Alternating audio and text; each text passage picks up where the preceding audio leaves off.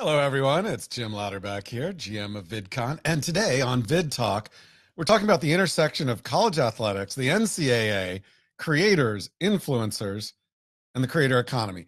Let me set the table. Okay, here in the US, the College Sports Governing Board, also known as the NCAA, forever they owned college athletes. Now, you become a college athlete, you get a scholarship, but you give up your name, your image, and your likeness, also known as NIL, because we have to make TLAs out of everything here. It's your name, so that's your name. It's your image, so photos of you, videos of you, just who you look like, and then your likeness, which is you depicted as a 3D object, a character, or video game character. For example, all the NCAA video games that feature the athletes make no money off of that. So this is all changing, though. But the crazy part about this up until now is, like, you get stories like this. There's this offensive lineman from Marshall. His name is Will Ulmer. In addition to playing football, he's also a country musician. He plays guitar and sings. Well, you know what? Until July 1st, he had to perform on stage under a name, Lucky Bill, instead of his real name. That picture right there is him appearing as himself, as Will Ulmer, for the first time since he's been at Marshall. And so on July 1st, everything started to change. A number of states had already passed some legislation about NIL, saying that athletes could get their name, image, and likeness back. And then the Supreme Court, the biggest court in the land in the US, ruled against all these other things the NCAA was doing to really lock down and control the athletes that were performing on not stage, but performing on the fields and the athletic places inside these universities and colleges. And the first deal that happened, appears to be the first deal, was by the Cavender twins. So we've got a picture of them in Times Square, and they signed up with Boost Mobile. Now, these are two athletes, they're twins, they're at Fresno State. And Haley Cavender, in her Instagram, said, first my twin, then my teammate, now my business partner. So congrats to the Cavender twins. Congrats to Mr. Ulmer. And we're going to unpack this and talk about it, what it means, because it's a huge gold rush going on in the creator economy space as people are gathering and snapping these. The athletes themselves suddenly have worlds open to them that they never had before. So I got two amazing guests coming on. First, Joe Caporoso, who's the executive vice president of media for Team Whistle, which was one of the first MCNs in the sports space. He also does a website called turnonthejets.com, but we'll let his Jets fan go for now. And Jeannette Francia, who's senior marketing strategist for us at VidCon right here. The reason why we're bringing her on, besides the fact that she's awesome, is she's a former college athlete at the University of Kansas playing soccer. So, Joe, Jeannette, welcome to VidTalk. Thank you for having me. No problem. So let's start off with what the current legal state is. And Joe, do you want to share kind of what the legal state of where we are with Supreme Court, with the states, and where we are with this whole NIL and the fact that athletes can now create influencers? I mean, it's still the very early days, so in many ways, it's like the Wild West out there. I think they're leading into this Supreme Court decision and this sort of gold rush that you spoke about. There was some varying state to state, and now I think there's a scramble to create sort of uniform guidelines to enforce, but that's going to take a few months. So I think right now everybody is trying to feel out what they can do, how exactly the new state of play will and won't be enforced. So there is no sort of hard overarching guidelines right now. I think that will come, but it's going to be a little bit because this is very radical change from something that's been in place for a really long time. Yeah, makes sense. So, Jeannette, talk to me about what it means from the athlete perspective now that these changes are underway. I think, Jeannette, we can't hear you, so at least I can't. Producers, let me know if it's actually working. There we go. All right, Jeannette, you're here. Here I am, I'm back.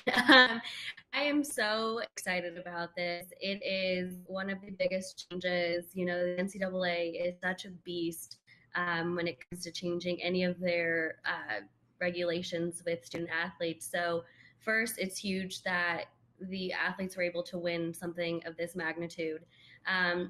Secondly, I think it gives the athlete, or it gives the power back to the athlete. You work so hard. A lot of these athletes are kids when they verbally commit to universities. You can verbally commit as early as 15 years old, which is kind of surreal when you think about the fact that these kids won't enter college until they're 18. I was 17 actually, but that just, again, I'm a kid going into college and making these agreements and not really understanding the long-term impact for the next 4 years. So really excited that these athletes get ownership regardless of their decisions behind which university they select. Most people assume because you're a student athlete, you're either on a full ride or a partial, and that's actually not the case. You do have walk-ons that have to work twice as hard, 10 times as hard, just to see any sort of money towards their education. And they're still there at practice with us side by side. You also have kids who commit super late and don't really get to see any of that scholarship money. And I think this is such a great opportunity for them to worry less about how they're going to pay for college and focus more about their passions, using colleges or using your sport as a means to get into college, but not how you're going to actually graduate with a degree. And lastly, I think it's a huge deal because it opens up the world of professional sports for women. I think we can all agree women are not paid equally compared to male athletes. I think as a female athlete myself, I had to choose between going into professional soccer, either overseas or in college, or being a career woman. And I had to make that decision quite early into, my first summer in college. And so I always knew there wasn't a future for me in professional sports. And this, I think, really changes the game as you can start to build your brand at such an early age. And that's part of your selling factor as a professional athlete. Yeah, I want to get into that in a little bit. But, the thing that actually I did not know is that if you sign up and are playing sports in college, but you're late or you're a walk-on and then you get on, you still have to abide by these rules, even though you kind of didn't get anything, right? Yeah, you are still at the mercy of not only your university, but the NCAA. And you might be playing for free. Joe, what does this mean for schools and for the industry? I mean, how does it change how they work with athletes and how they're going to be able to work overall? I think it's going to be interesting to see how the schools and then the coaching staffs react to these adjustments. I think it becomes a much larger out there component of the recruiting process, especially in some bigger programs in D1. Can you line up different opportunities with local businesses and boosters to help get a recruit over the finish line? That was something that was probably going on behind the scenes, will be much more out there aggressively now, and something that schools are going to have to accept and adapt to, because the ecosystem has changed overnight, and you can't sit on the sidelines if one of your competitors is going to aggressively go out there and, as part of their recruiting pitch, say, hey, we're going to set you up with a 2-year marketing deal with this local business that is also going to pay you this as part of your overall package of coming to the school. So schools are going to have to adapt quickly, even if they have previously pushed back against this.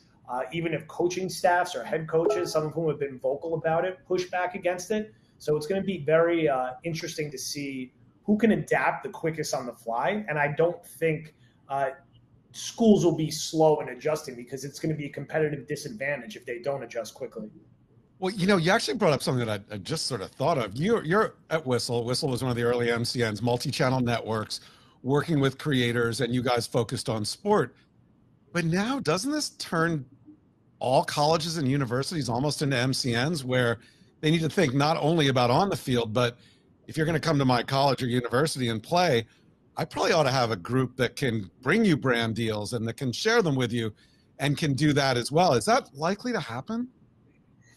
I think it's some shape or form. Yeah. I mean, look, the way we've approached this for a while is we've always looked at athletes and influencers sort of in the same bucket, especially with the social media following that professional athletes and other amateur athletes have. And college athletes are not going to be an exception to this. There's plenty of college athletes who have hundreds of thousands of followers on Instagram or TikTok or YouTube or anywhere. And there's value in that. And there's a rate card that commonly goes with that within our industry. And there's no reason that they shouldn't be able to utilize it like any other influencer, musician, entertainer, or professional athlete.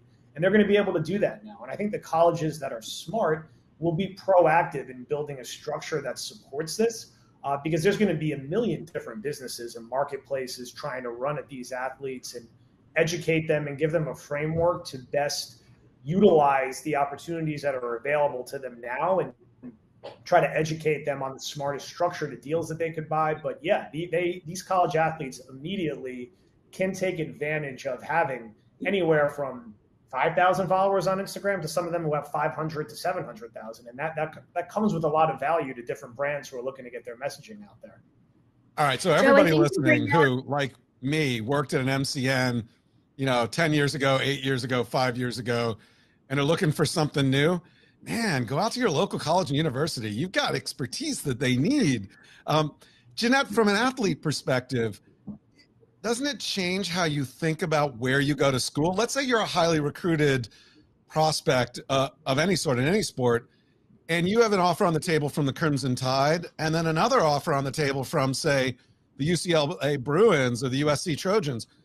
Wouldn't you kind of be thinking more like, even though the team may not be as good, I'm going to be in LA and I can really build my creator and influencer credit with doing sport rather than going to Alabama, but in LA for an influencer?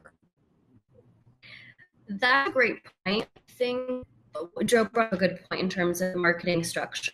And it'll be super interesting how marketing departments within universities start to adapt to this new regulation. If they have the proper strategy in place as an athlete, if I'm going to get top-notch education, good team behind me that teaches me about these brand deals and how to leverage them for my own brand, if I get this total package on top of a full ride, even partial, I don't know that LA is really going to be the standout here. You can really build your brand and become digitally famous, I think, from anywhere. So I think it's going to really have to rely on how the schools to adjust and package themselves and what their overall offering is. The other part is I think boosters are a really important thing here. UC has a great alumni association.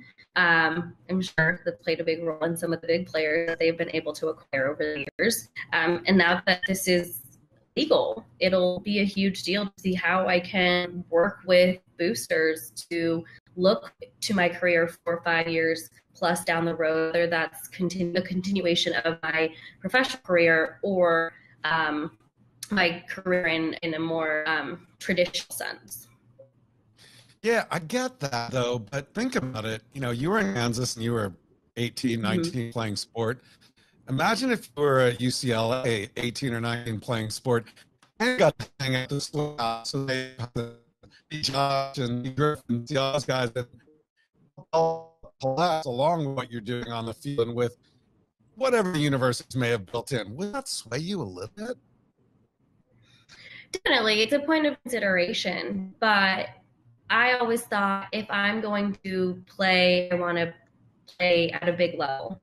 UCLA is both that, in addition to Alabama.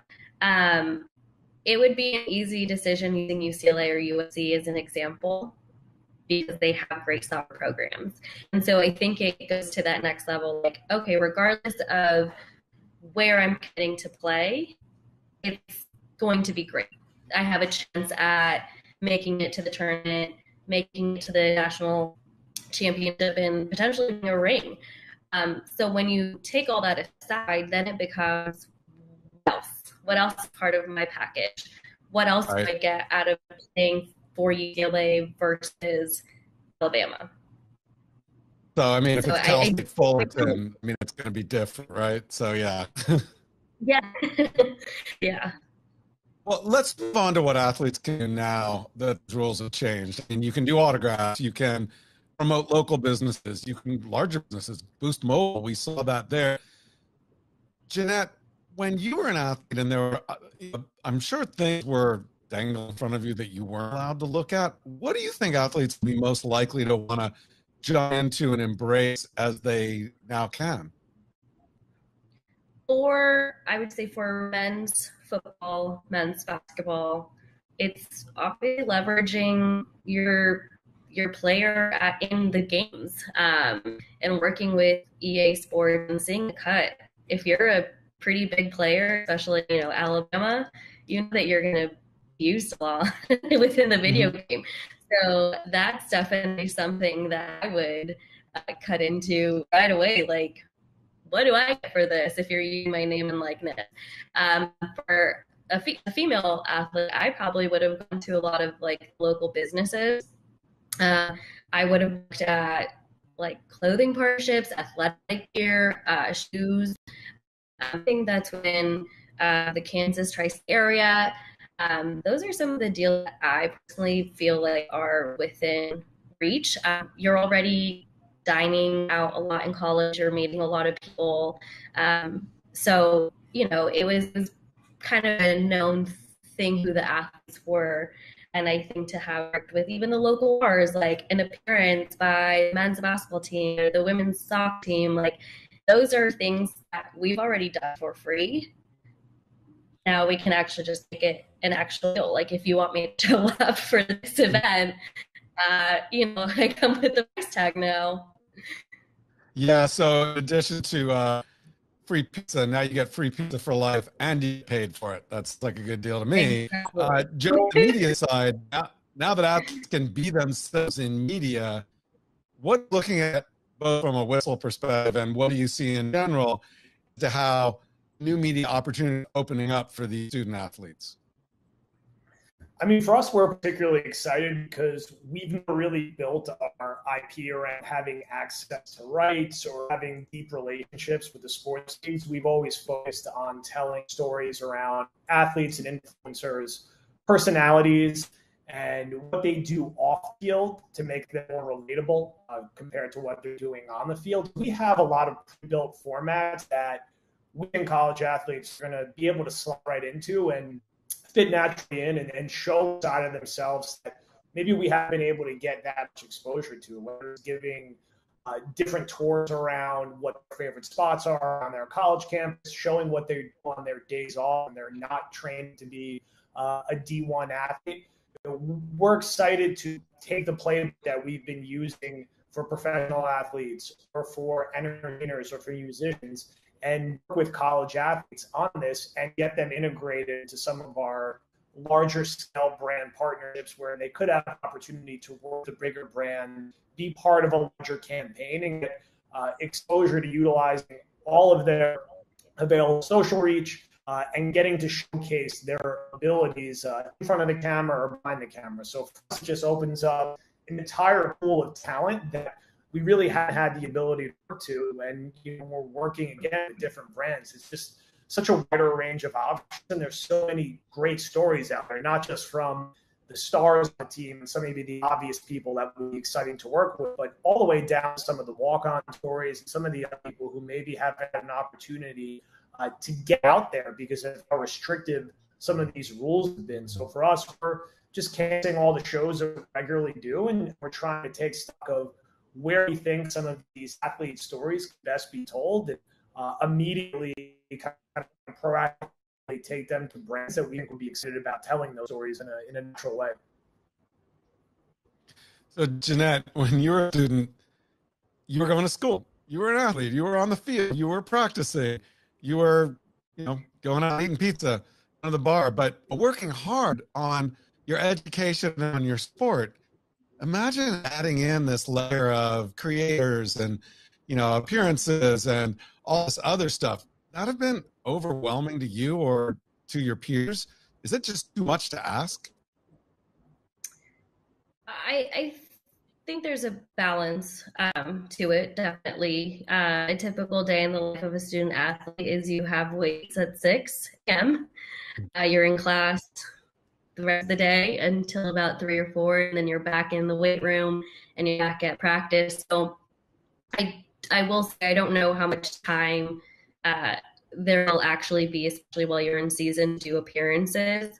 And I think that's where compliance kind of come in and make those rules around, especially on an athlete. Like if you're going to participate in deals, these are the limitations or restrictions. It can't interfere with your sport. You're gone almost every other weekend. So I do think it adds an element of just another thing to do and becomes super overwhelming. But the fact that, again, we were doing it for so long without pay, and now there's an incentive behind it. It's a business at the end of the day. You are an athlete for the university, that you are employed. It's a job. So when you look at it in that way and the responsibility, and now it's for your own brand that you're building, I think there's a lot of benefit, and you'll make time for it as an athlete. I know that it's something that I would have done, and it teaches you long-term responsibility and time management. So it just really goes into all the benefits, I think, of what comes from being a student athlete. You learn business younger. Yeah, totally. All right, both of you. Joe, we'll start with you. What do you think? I mean, realistically, what are athletes going to be able to make? I mean, max, I'm sure, is a lot for, top quarterback, the Crimson Tide, or UCLA Bruins, or whatever they are. It's USC Bruins, I don't remember. But in the mid-level athletes at mid-level schools, what's the potential here?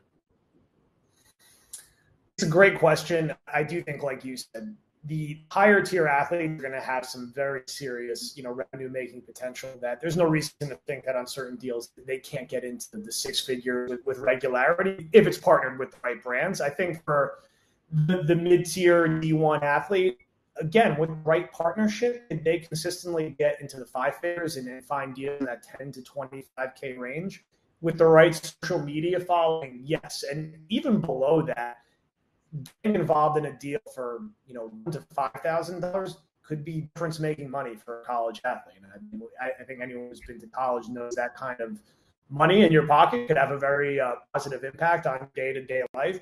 I would not write off the ability of tier D1 athletes to get into the 5 figures over the course of a year if they find the right brand partner and leverage their social media following the right way. It's not always the best athletes who have the biggest social media following. They could have other abilities that lead people following them on TikTok or Facebook or Instagram or YouTube.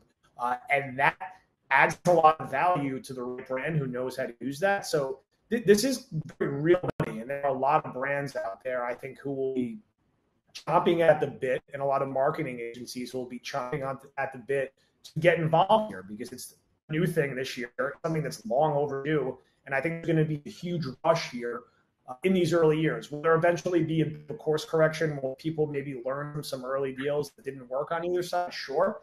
I think right now there's going to be a very good money-making opportunity, not just for the athletes who have a chance to get drafted and become professional athletes, but also for the people who know very well they're just going to be there 4 years and move on to a different profession. Yeah, Jeanette, what do you think? What's meaningful for an athlete? I mean, yeah, a student, you get a couple $1,000, that's a lot for a student. What do you think the range is going to look like? I definitely agree with Joe here. It depends on the following. Having a little bit of a influencer background working with them, I know we would always tier them out based on followers. And anywhere from like 100,000 to 500,000, you were already starting at the 10 to 15K range for custom content. So if you take the dollars and put it into athletic numbers, that's pretty significant. And I would say it's a bigger brands. Local, I think it would be more bar trades. You can come in, we can do an autograph hour, dine for free, those types of deals. So I think it will really vary from what a smaller influencer like athlete to your bigger starting guards or starting forwards, quarterbacks, and can really go up from, I would like to say, at the 10K range up is pretty realistic. Jeannette, I want to get into something you brought up earlier on how this may change women's sports, because you pointed out, for guys, they can go on to bigger and better things in many cases, but for women, oftentimes this is the pinnacle of their sport career. There just unfortunately aren't as many options for once you get out of the university and you need to make the hard choice between professional side on one side of your life or the other side of your life. But because this offers good opportunity for some of these great women athletes while they're in college to start building their social followings and what they're doing, is it going to change sport? Does it change the way women look at sports? Does it change the potential to have a career in sport maybe instead of having to make a choice like what you did? Yeah, I this is what makes me most excited about the change, is the opportunity that it's going to start giving female athletes. It gives us a platform to start building at an earlier age. That way, again, like when you're looking at teams that you sign with professionally, you're overall a brand. It's not just your numbers and statistics and how you perform. It's also what you carry and your own fan base that really contributes to you as an overall deal signer. And so I'm really excited that women can actually start building that brand. As you saw with the twins, already building a brand for themselves. They're already known because of that. So really excited about that. It's also a bit of a security blanket that enables women to consider playing professional sports in a field where we're notoriously underpaid. If you play your cards right, you start those brand deals early. You have hopefully some of it saved and some of it to pay off your college if you don't go on a full ride or a partial, but it really gives you an opportunity to start building a life for yourself even before you get out, which reduces the stress of, do I go straight into working or do I play professional and maybe make less than what I would start at as a professional career woman? So really excited about that. And the more that we build this platform, we build each other up.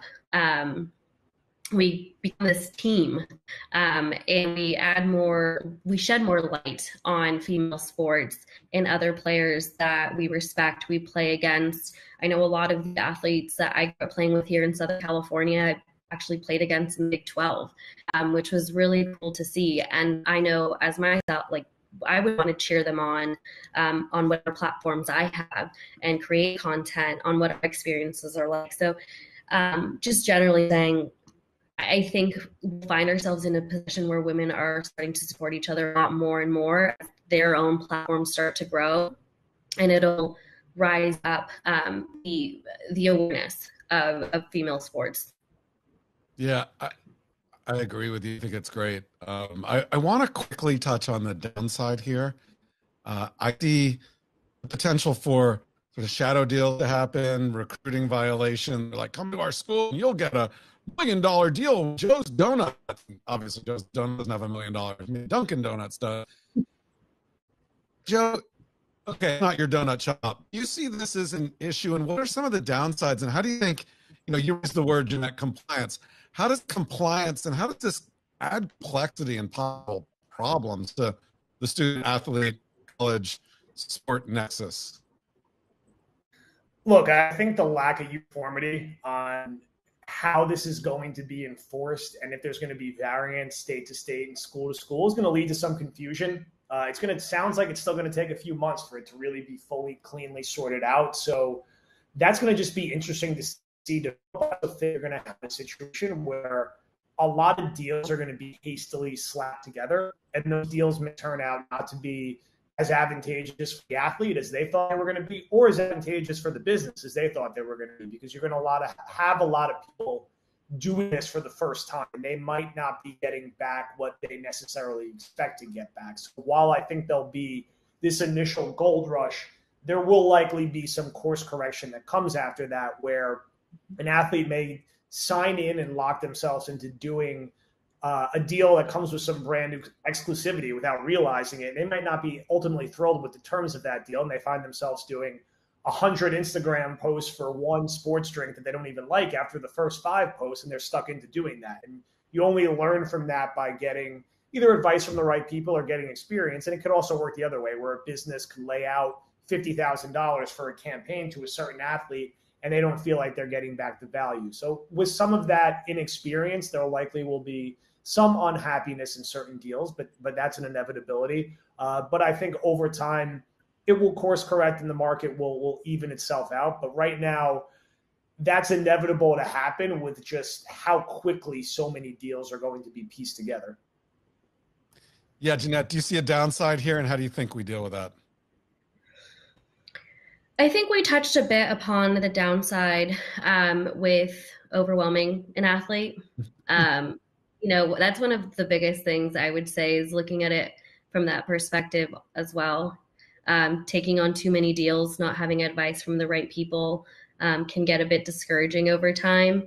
I think the downside will maybe be universities not backing their athletes as much, especially if a deal goes wrong or if there's any sort of corporate comms violation. As you always hear, student athletes, they're not exempt from getting into any sort of trouble. Really just the reaction of the university and how they support their athletes throughout their time there. Yep. All right. I have a couple quick questions, just yes, no, maybe just maybe a sentence or two on them. First of all, what's the impact going to be on pro sports? Is this less opting out of college to go pro? Will people stay there for 4 years? Joe, take it first. I don't think so. I still think there's a lot more money to be made in pro sports. I don't think it's going to have a dramatic impact on it. Jeannette, what do you think? I've always preferred college sports because I think they still have something to work hard towards. I think there will be some impact there. I agree. There might be more money to be made, but now there's less pressure to have to leave for the NBA as a sophomore versus a junior. Yep. So you might stay there longer. Okay. The Olympics are coming up, we think, in Japan. Is this going to change what an amateur athlete is? Jeannette, you take this one first. I don't think so. It's a much different, you're on a global stage. It's very different. I don't think it's one does not equal the other. Okay, Joe, what do you think? I agree. The Olympics are a whole different beast that comes with a whole other wave of complications and things that hopefully will get improved in the coming years, but I don't think it's an apples to apples comparison. All right. Who's going to cash in the most on this? Is it the agents, the managers, the platforms, the athletes, the brands? Who stands to win the biggest? Joe? I mean, I still think you have to go with the athletes. And I think these athletes are so smart in how they're proactively doing it. You look at what Miami's quarterback is doing and sort of setting up a revenue share with his teammates and advising other athletes to do it. I think 18 to 22-year-olds know how to use social media and to their advantage and monetize off it. So I think a lot of athletes are primed to take advantage of this in a way they may not have been able to 10, 15 years ago. Jeannette, who's going to cash in the biggest? I agree. Athletes know their worth and they'll know exactly what they're going to go after. So I think they're already winning. All right, turn it around, Jeannette. Who's going to lose out? Who's the biggest loser here? I'm going to say platforms, just because they're already on there. They're already doing it. There's nothing new unless you change, I don't know, your product, your platform. I don't know, but they're already using their platform to the best of their abilities. Yep. Joe, who's the biggest loser? I don't disagree on the platforms, and also the NCAA, who's been fighting this, tooth and nail, and the school presidents have also been fighting this tooth and nail. They're going to look at this as a big loss, and I don't think anybody's shedding a tear about the NCAA losing this case and athletes now getting a chance to monetize themselves. One last question for each of you as we wrap up. I want to look down the road because, as you said, Joe, this is just getting started. We've got many months to figure out what's going on. Jeannette, college is a 4-year thing. Athletes who are there now are suddenly in the middle of a little bit of a gold rush, people coming after them. Things are changing, but it'll take time. So let's look at 4 years down the road, which, everybody who's an athlete now out of college most likely will be out and doing other things. What does it look like 4 years from now? And what's the one surprising thing you think that'll be different? or the one big tectonic change we might not have talked about? Jeannette, I'll go with you first. I think overall being in the mental health of a student athlete will be a lot stronger and better. Just having ownership of your time and how you invest it is a huge deal. So I do think athletes generally will be happier, work harder, work better for school, and that's it. That's cool. I love that. That's very upbeat. That's great. Joe, what about you? I mean, I think 4 years from now, we're going to look back and think it was totally insane that this was something that people ever had a problem with and that it took this long to happen. I think it's just going to become such a normal thing and a normal part of the overall marketplace that 4 years ago are going to feel like 40 years ago. It's going to feel like ancient history when this wasn't happening. And I think by then there'll be a pretty formal infrastructure for a marketplace of these deals, and it will be just part of the overall process of college sports and a part of the overall sports media industry. Awesome. That is all the time we have for this week's Vid Talk. A lot going on in this world. We just scratched the surface, and as both of you said, it is going to change a lot over the next few years. We will continue to talk about this issue, dive into it, explore it, figure out how it changes. But for now, Joe Caporoso from Whistle, Jeannette Francia from VidCon, thank you guys so much for joining us. Really appreciate your insight. Thank you. Thank you for having me. No problem. And we will see you here next week, same time, noon Pacific, for another Vid Talk as we unpack some of the biggest issues, news stories, and tectonic events happening in the creator economy. I'm Jim Louderback from VidCon. See you later.